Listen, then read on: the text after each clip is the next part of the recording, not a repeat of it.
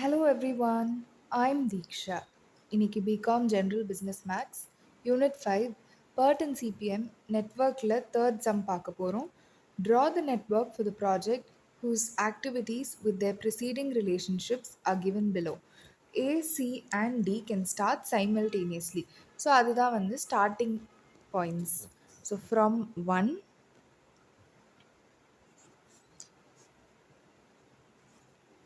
A, C and D. From B and C E அப்படின்ற activity வருது. So அதனால் வேறு எங்கேயாச்சும் பிசி இருக்கான்னு செக் பண்ணால் ஏலேருந்து தான் பி வருது. So from A B. இப்போ பி அண்ட் சி இந்த ரெண்டு பாயிண்ட்ஸ்லேருந்து இ அப்படின்ற ஆக்டிவிட்டி வருது. ஸோ இது ஃபிஃப்த் நாட். ஸோ இதுவும் கம்ப்ளீட் பண்ணிட்டோம், இதுவும் கம்ப்ளீட் பண்ணிட்டோம். டியிலேருந்து எஃப் அண்ட் ஜி வருது. ஸோ எஃப்ஜி வேறு எங்கேயாச்சும் இருக்கான்னு செக் பண்ணால் இங்கே இருக்குது. பட் நம்ம நார்மலாகவே இதை கனெக்ட் பண்ணலாம்.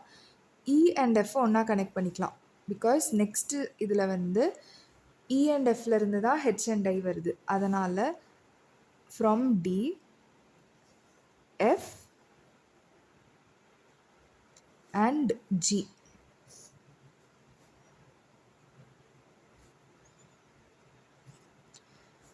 டியிலேருந்து எஃப்என்ஜி வருது. இதுதான் டி, அதுலேருந்து எஃப்என்ஜி வருது.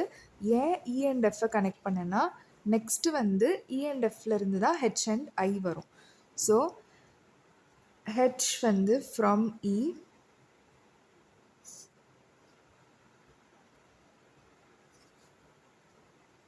ஹெச் வருது அண்ட் ஐ.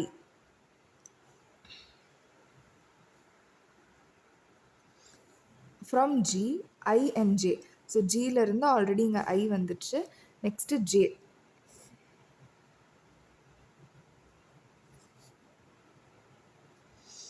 ஹெச்லேருந்து கே வரும். ஸோ ஹெச் இங்கே இருக்குது, ஹெச்லேருந்து கே இங்கே கனெக்ட் பண்ணலாம். ஸோ இதுதான் final answer for this sum. Hope you've understood. Thank you.